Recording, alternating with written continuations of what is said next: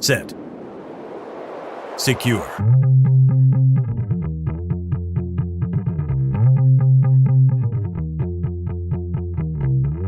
Automation and orchestration, endpoint detection and response, network visibility, cloud, containers, DevSecOps, threat intelligence, security platforms. Wondering how to keep up with all the latest security products and trends while still keeping your organization safe? Then stick around to listen to Ready, Set, Secure, the SET Solutions Podcast.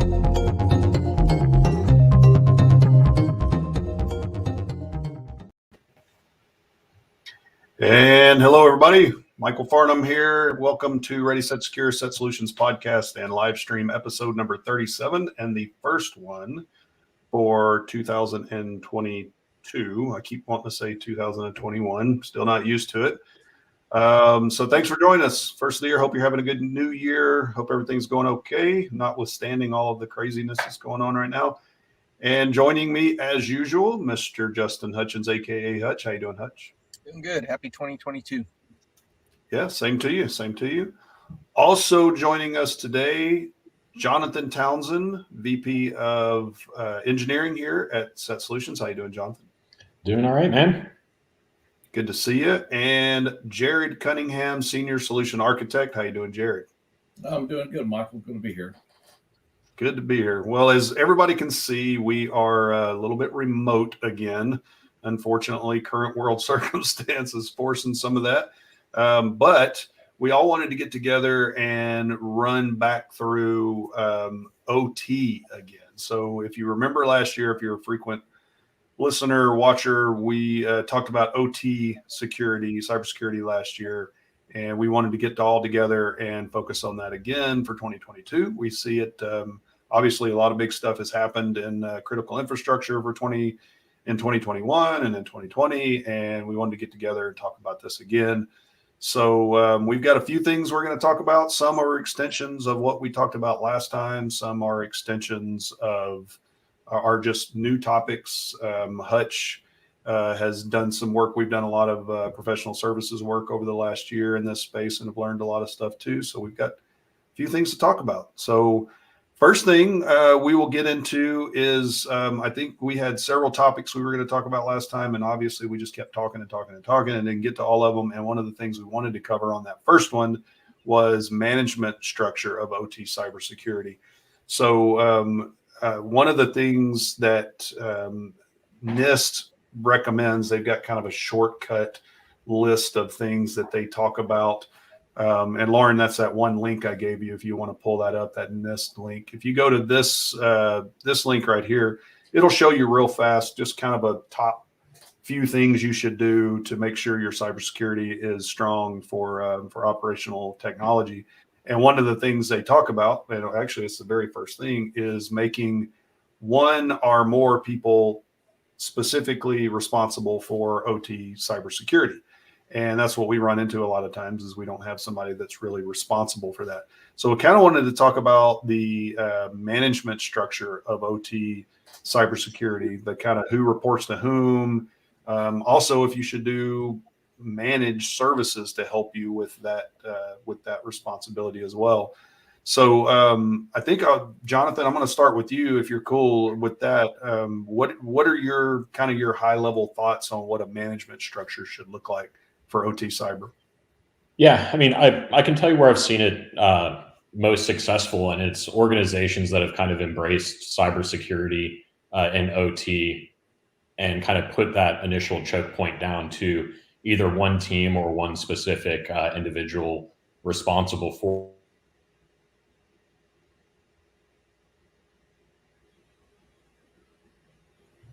Well, I think we might have lost Jonathan. The joys of live streaming. We'll see if he comes back. So, Jarrod, why don't we go to you? And absolutely. Until Jonathan comes back. We'll wait for Jonathan to rejoin. So just taking off what Jonathan said, what we've seen is that, organizations that do have a mature cybersecurity practice and do have teams that are integrated, obviously seem to enjoy the best level of success. what I've been seeing is that the traditional IT teams are being drug into the OT networks and becoming more and more involved every single day. And I mean, you kind of touched on it.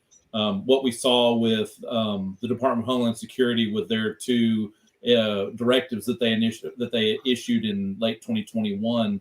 You have to have a point of contact who's available 24/7, 365, and be the focal point for all OT incidents. But also there's other recommendations around, increasing your overall cybersecurity posture in those OT networks. What we're seeing is that all the organizations that we deal with every day are really having to scramble to meet all of these new directives. And, so there's the folks who are running the OT networks to begin with. They're overwhelmed with just the sheer amount of work that's there. And then the IT teams who are there to support them taking on additional roles and responsibilities that they haven't really been involved with to that level in past. So overall, it's really, really sort of muddied the water.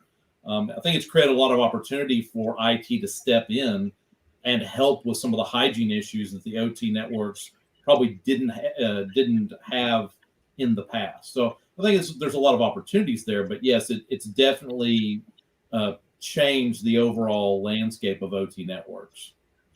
Yeah. So from the opportunity for IT to come in and apply some of their lessons learned, basically from what they've dealt with for years. I mean, we've all been in IT shops. We've seen it all. We see that OT environments a lot of times now are feeling some of that same pain that we felt back then from an IT conversion, if you will, to OT, or is it? Oh, it looks like Jonathan may be joining us. There he is. Yeah, we'll see how the power holds. There's some construction nearby my house. Yeah, it's pretty bad connection right now, so I'm not sure if we can. We'll see. We'll hold you in reserve, and because you're breaking up quite a bit. Power loss for Jonathan. Yeah, that's never fun. So now what we were saying was enjoy the Mr. Roboto special effects.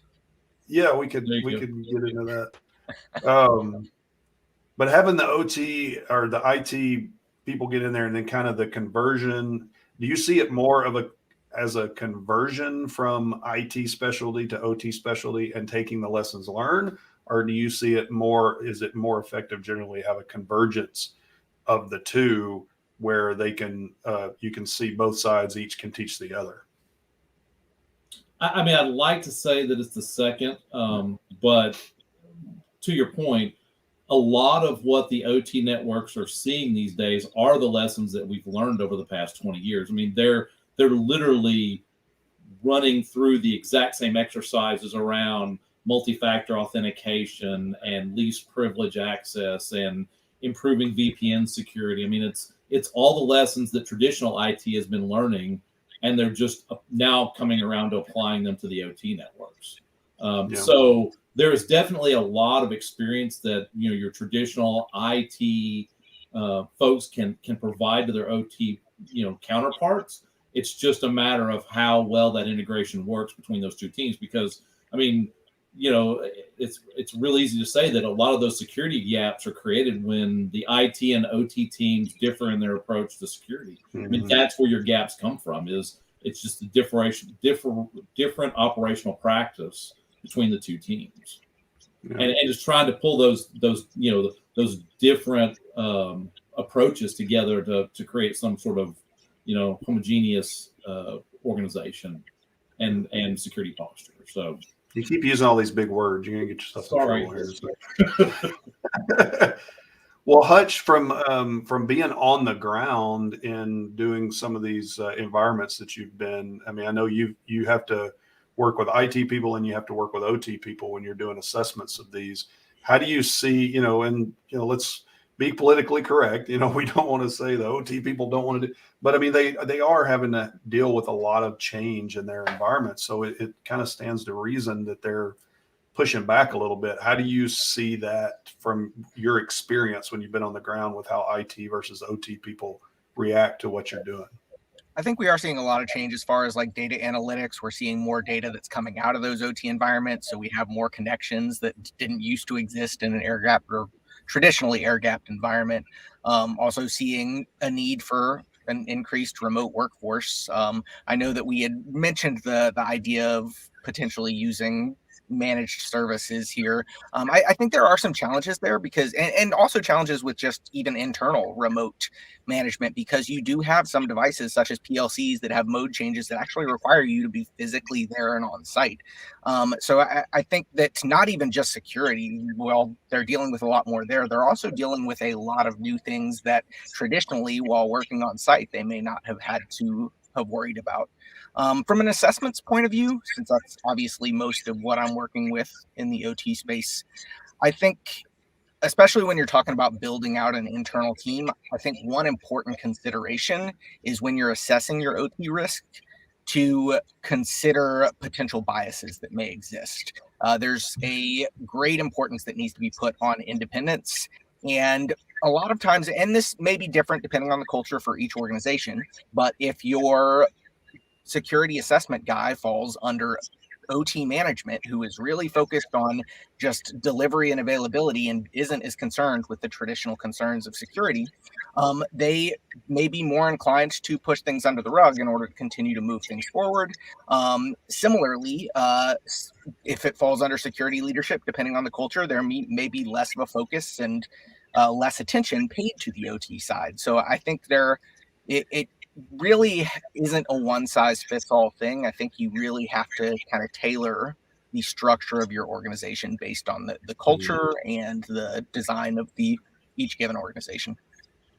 Yeah, I 100% agree, Hutch. I mean, the where I've seen it successful is where there's generally a single point for the OT side, but that's a collaborative effort between IT and OT.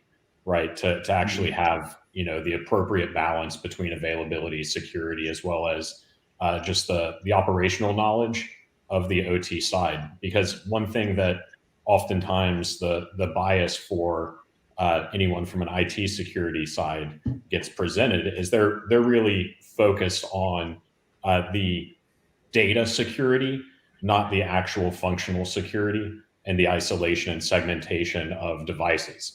Right. So they put a lot of emphasis on, cryptography, data encryption at rest, making sure there's vulnerability management in place, and oftentimes look at, how do we change and configure and modify the system to ultimately adhere to the controls that we want versus how do we, take a step back and maybe apply compensating controls to isolate and segment and mitigate the actual risk versus, implement more heavy-handed IT security controls. So it takes a balance and understanding. Well, I think he's gone again. Yeah. What I was gonna tack on to the end of what Jonathan said is that some of one of the complaints that we get from the actual consumers of those technologies is that folks in IT don't understand what they're doing for a living, and while we might apply controls that are effective, it makes it impossible for them to do their jobs. So we've created a secure network, but it's completely unusable for them. Yep. Yeah, exactly. Right. And to further kind of go down the path of not one size fits all is what type of OT network are we really talking about? Right. Is it a DCS system focused on getting oil out of the ground, or is it a system focused on power generation? What regulations are really applicable to this? Because power generation tends to have a heavier-handed regulatory body associated with it, and that's where you start seeing more isolation technologies like data diode firewalls and things like that in play. Whereas when you look at lesser regulated industries like oil and gas, when it comes to cybersecurity, they can get more focused on using traditional firewalls. They can use more purpose-built firewalls, things like Tofinos and that class. So it, depending on what you're trying to secure, also has a pretty heavy bearing in how you go and do it. Well, we're kind of already in then to that second topic, and so let's go into that. So we're going to talk about remote management and administration. Basically, the topic's getting old, right? But we've been talking for the last 2 years about remote work. That's one thing in an IT shop. That's one thing if you've got software as a service that you can connect somebody to or whatever from your typical business type of operations. But with your operational technology that we're dealing with now, and Jonathan and Jarrod, you both mentioned regulations. What are some of and Jonathan, let's go to you since we started with you first last time, and hopefully your power stays stable. What are your thoughts around remote working when it comes to operational technology? I mean, there's obviously different levels of remote work, to your point, right? You can do certain things in certain environments, not things in other environments. So what's some of the top of mind issues that you're thinking about? So, I mean, one, the TSA mandates absolutely kind of provide some guidance here for, once again, specific industries, right? Anything around energy transference, so pipelines, things like that are definitely involved in those new regulations around forcing MFA for not just the pipeline itself or just for the facility, but as a holistic MFA requirement for the business to go and implement that. I mean, honestly, MFA is table stakes for any remote access solution these days, and it needs to be implemented properly. But beyond that, what we're starting to see more and more of for critical remote access solutions is implementing things like privileged session management so that they can actually get full recordings of what was done from a remote access perspective, and not just reliant on simple authentication or access logs, so that they can actually, if something does go down or there is a concern around a security incident, they have more visibility into what truly occurred. That said, I mean, remote access has been continue to be pushed more and more into OT environments through a number of different ways. We're starting to see cloud enablement inside of OT environments where they're taking things like layer 3 and 3.5 and pushing them into public cloud. And at that point, remote access is inherently available. Beyond that, you have a lot of organizations pushing things like the Azure IoT Hub to do more and more data analytics based off of the OT data getting pushed out into public cloud or PaaS solutions. So, I mean, that's another avenue of remote access that, hasn't historically been there. And it's providing tons of benefit back to the business around doing like predictive failure for, devices, so that you can go have controlled shutdowns of field assets instead of having just something break and fail. So there's tons of benefit to remote access beyond just the traditional thought of a remote administrator getting in and doing their job. There's all the other critical business benefits that we have to accommodate into OT environments. And as such, beyond just the table stakes of what the TSA mandate has kind of put out there for certain industries, I mean, we're also seeing the evolution of standards, right? I mean, we've historically just had the Purdue model that's been around since the 90s, and then the concept of zones and conduits was released to handle a better isolation of traffic flows and types of systems that would be able to provide data to cloud resources or remote resources without exposing more of the controlled network. And that both Purdue and zones and conduits has been embraced and codified pretty heavily inside of IEC 62443. So, I mean, all of these, like remote access, to your point, it's been a topic that we've been talking about for a long time. But we are seeing, it being embraced by the business, by security standards and all of that across the board to provide better guidance back to OT consumers. Well, it feels like it goes back, though, in a lot of, when you look at some of the water plants and stuff like that, the issues that they have had go directly back to remote access type. And, if you converge back to what we were just talking about, or go back to what we were talking about before, which is the lessons learned from IT, and back when we used to deal with all of the remote administration that we would put in place, VNC and all of those things. Now you got TeamViewer getting popped. I mean, there's a lot of those lessons learned that we should be applying, and they should. But it's a little frustrating when you've already dealt with all of this. It is, but part of the reason that there is the break in lessons learned between the two, IT and OT. We've seen it happen on the IT side, and we're seeing it happen on the OT side, is because when the OT comes to IT and says, we need remote access into this, there historically has been well, no, you need to be air gapped. That's the only way to secure your stuff, right? So you don't get remote access into your environment. Or to Jarrod's point earlier, they provide a remote access solution where you have to jump through 20 hoops. These guys these folks in OT facilities, they're not dumb, right? They're smart people. They're actually very intelligent folks, engineers with a problem solving mentality, right? So what are they going to go do? They're going to go solve the remote access problem, right? If IT doesn't provide appropriate guidance to them or provide a solution that meets their needs, then all of a sudden they're implementing a solution that is effective and works, but is not secure, right? And that's where you start seeing the waste treatment and water treatment plants getting popped for, just insecure implementation of remote access, largely because no one gave them a good answer. Yeah, absolutely. I mean, that's the folks that I know that are actual operators. I mean, that's one of their main complaints is, I used to be able to go into the field and directly connect to this RTU or PLC and change a register.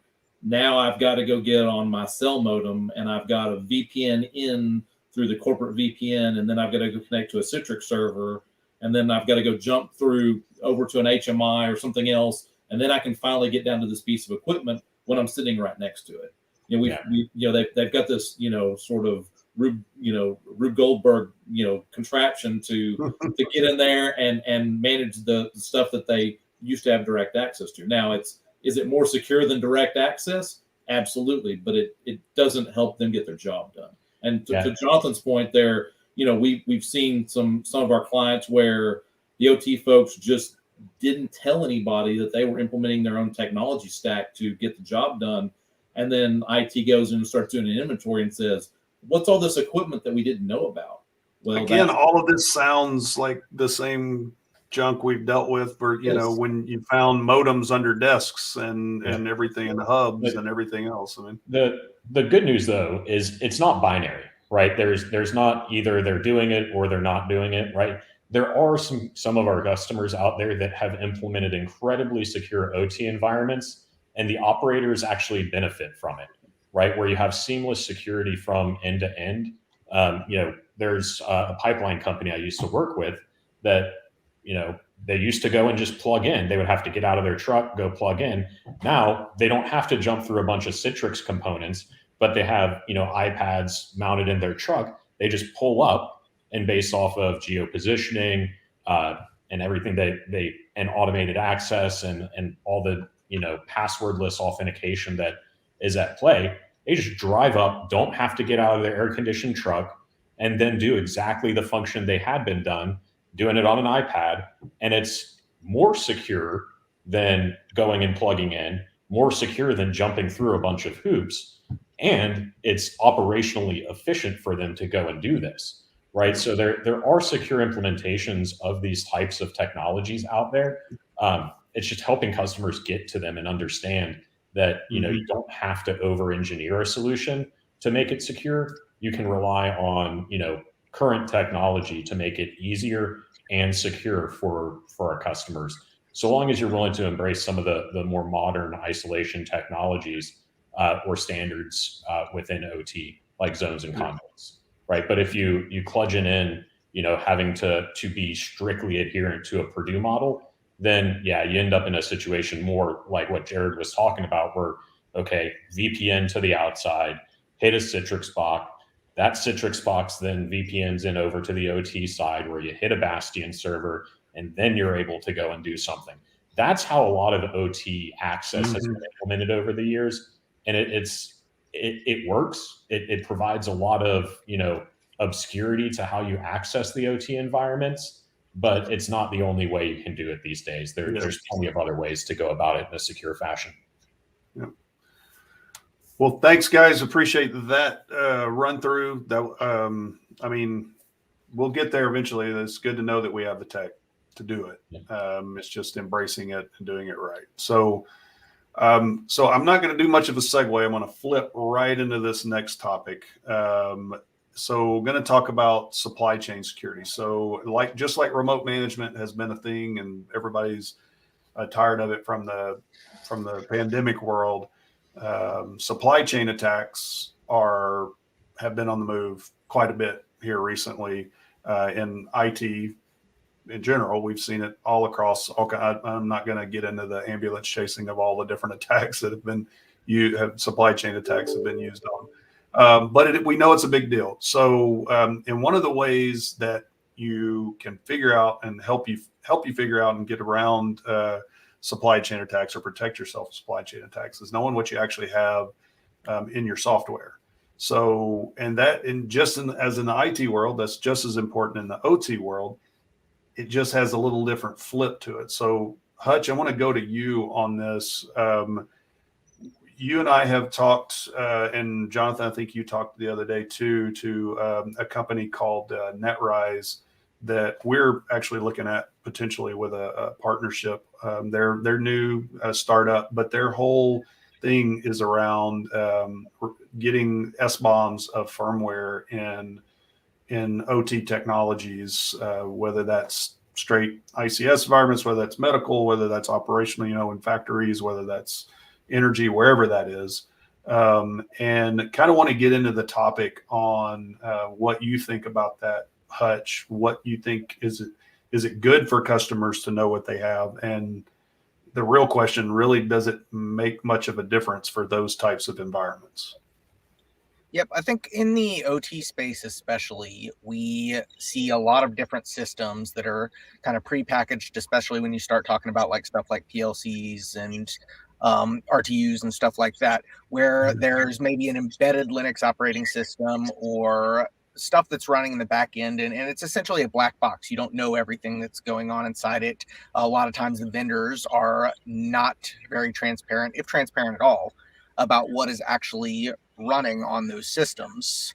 And so you have kind of a high level ability to write programmatic logic for those systems, but everything in the background is less apparent to you. And unfortunately, vulnerabilities can exist in all of that stuff that's in the background, whether that's the kernel or the operating system kernel, whether that's prepackaged software.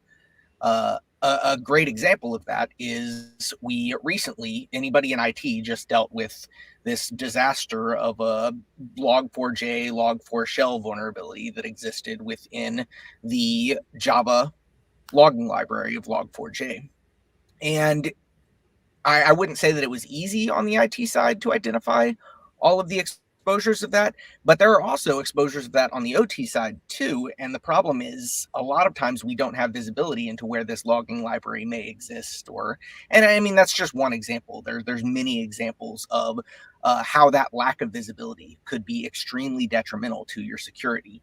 So what SBOM or software bill of materials does is for vendors that are less transparent, that aren't willing to communicate everything that exists within their packaged solution, it attempts to reverse engineer that information by doing analysis of stuff like firmware and identifies and it's very similar to software composition analysis that you perform in application security. But instead, just kind of reverse engineering, identifying what exists in that system, and then cross-referencing that against known vulnerabilities. And that allows you to do two things if you have that level of visibility. One, you can put pressure on the vendors if you know that there is a vulnerable package in there and they haven't released an update.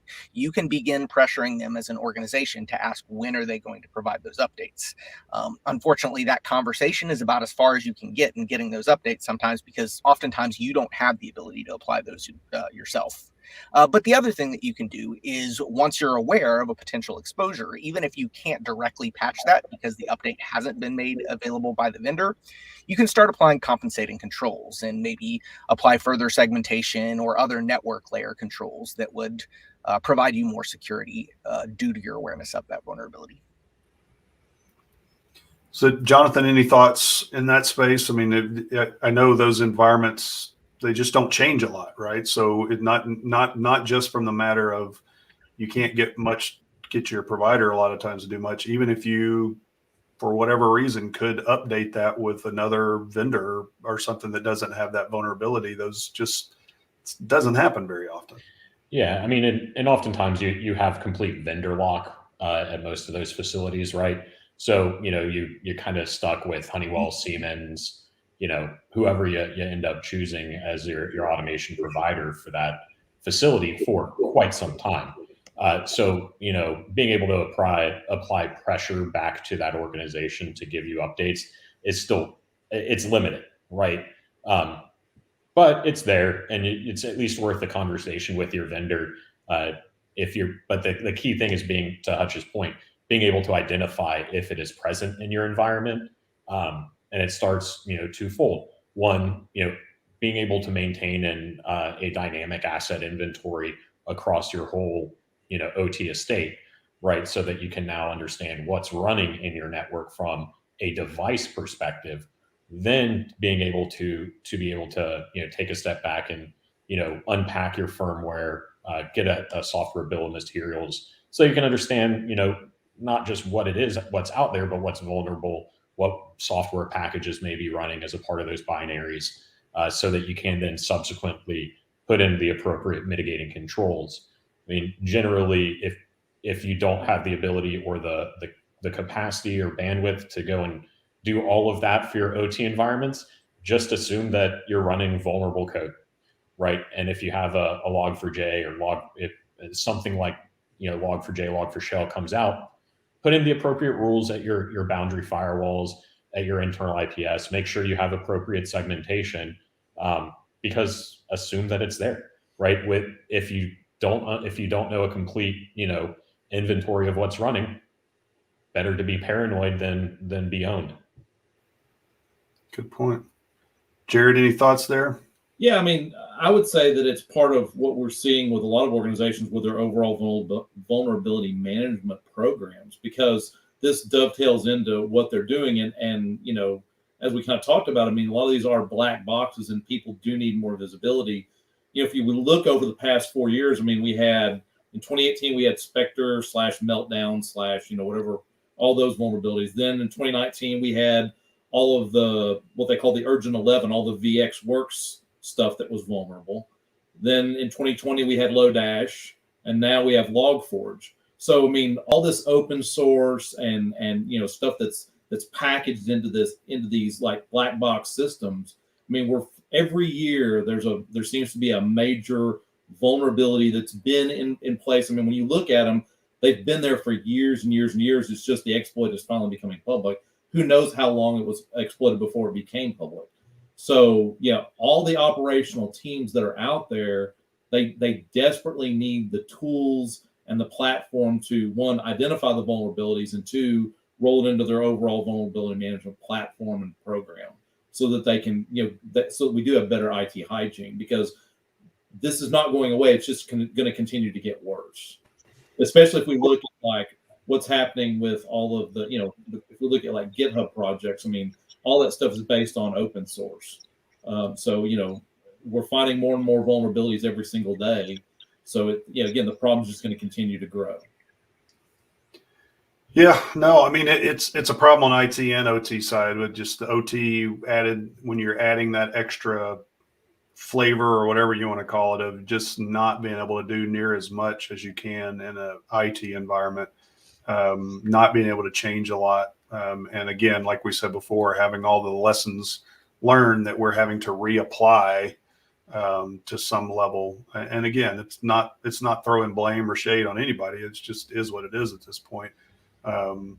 It just adds some complication to it. So the good thing, I think, and I think you'll all agree, is that the visibility is getting there. We've got organizations or companies that are creating tech, like you said, Jonathan, to help with the remote access. We've got companies like NetRise and other partners that we have that are giving visibility into those environments. Things are happening. We've, the OT to IT movement, getting that knowledge transferred back and forth, getting the OT people to want to talk to the IT people and talk to security. I mean, that's still a challenge. It's going to be for a little bit, but we're getting there. I try to remain positive on this stuff. We've and the fact that even though I'm not a huge government guy, the fact that some of those regulations are coming down and starting to show that we need to make some changes, I think is all positive.